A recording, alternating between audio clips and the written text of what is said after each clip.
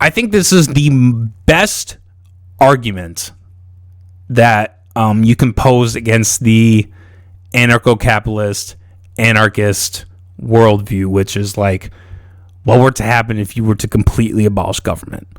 Like, let's say tomorrow or today, tax day. That would be great if they happened on tax day. But let's say today, Donald Trump announced that the federal government has ceased to exist. Kim Reynolds goes on TV, says the government no longer exists, it no longer operates, there will be no police, there'll be no ambulance services, like no water, nothing. Which would be an anarcho-capitalist dream. But I think the best argument against this is the power vacuum theory, which is, you can argue about, okay, do these people have these power because of government? I think a lot of times the answer is yes. Even like the rich billionaires, all these leftists like to make the argument that like, oh, they just hoard all this money and they're just greedy and evil. And I think if you look at anything in a free market sense, like the customer has a lot more power. Like let's say like if I charge an apple for $10, nobody is really going to buy that apple. Sure, there might be dumbass elites who would be like, yeah, fuck, I'll pay for $10 for an apple. But a majority of people are not going to pay $10 for that apple. Then you are going to be forced to bring down the price.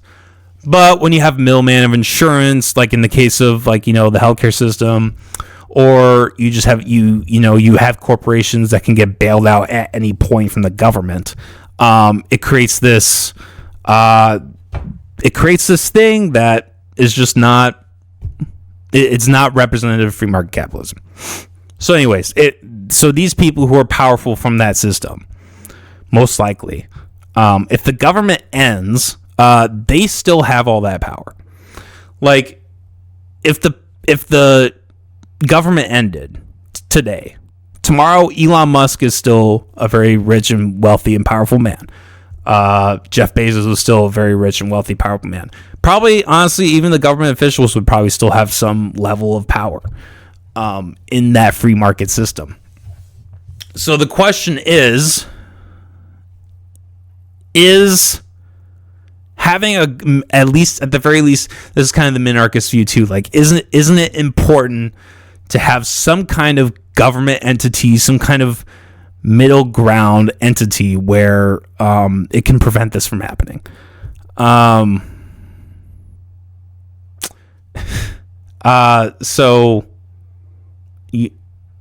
This chat is distracting, man. Roman, you seriously use that term ironically. That's funny. I'm not shading anyone that comes in the chat. I appreciate all of you. But so that's the question. Like, do we need this level of government to prevent that from happening? And you can think this is simplistic,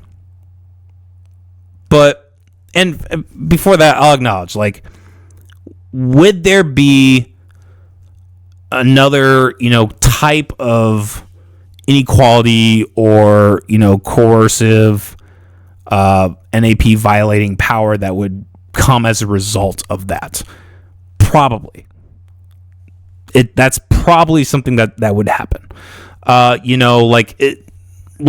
look at like healthcare, right? Like if the healthcare system was just completely, like the public healthcare system was just completely abolished today, and tomorrow it's just privatized healthcare, there are people who are not going to get healthcare services. Like, that's an undeniable fact.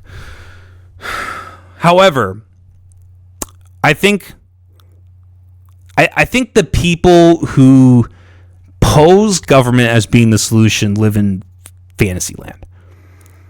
Like, they live in this area where they think that we need government because government's going to make things equal and government's going to be better for everyone. And that's never the case. It's never has been the case. It never will be the case. It doesn't have the capacity to be the case. Because the fact of the matter is, people are human. And people are self-interested. And, to an extent, that's, as long as there's some cooperation involved and you're not forcing people into things, like, that's fine.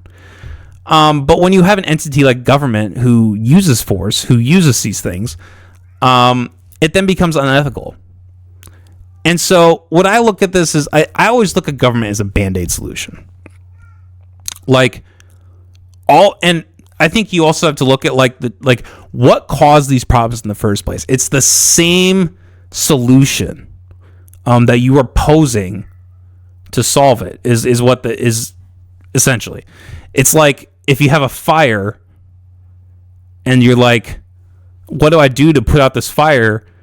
It's just to add more fire. Now I know there's like the theory where there's situations where that does actually make sense in order to like let it burn through, right? But like if we're just gonna look at this like at face value, or like let's say you have a flood.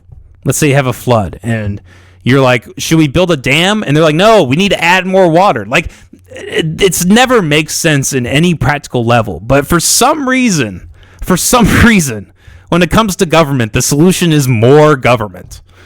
And that just never works. Time and time again, it fails. So look, I can acknowledge, like, yes, there's a problem. There's like a immediate problem when it comes to like the power vacuum argument, where if governments alleviated that these powerful people are, but like, what's the solution? What's the solution then? Because it's not going to be this fairy tale solution where we just have a government that like makes things equal, everybody's happy. Like that never fucking happens. Never has happened, never will happen.